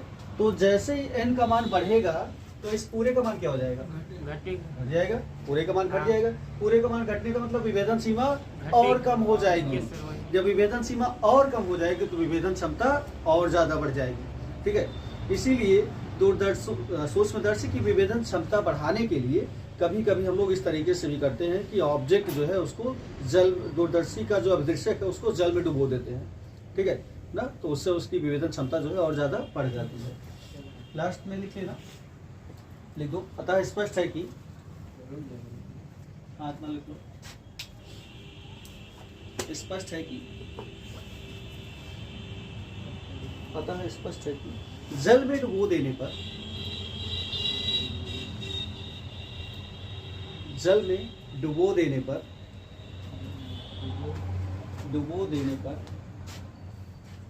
सूक्ष्मदर्शी की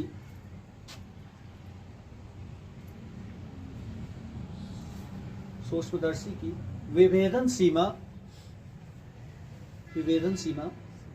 कम हो जाएगी,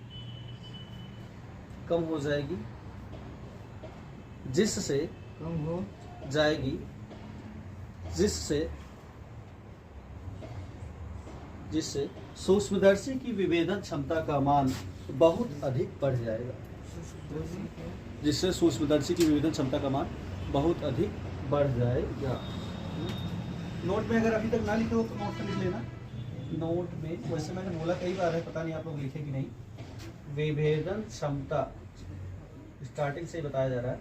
विभेदन क्षमता जो होती है ये क्या होती है? व्युत्क्रमानुपाती होती है किसके? विभेदन सीमा। विभेदन सीमा। Resolving power is directly proportional to 1 upon resolving distance. Note पर लिख देना, ये चैप्टर खत्म। पूरा हो गया।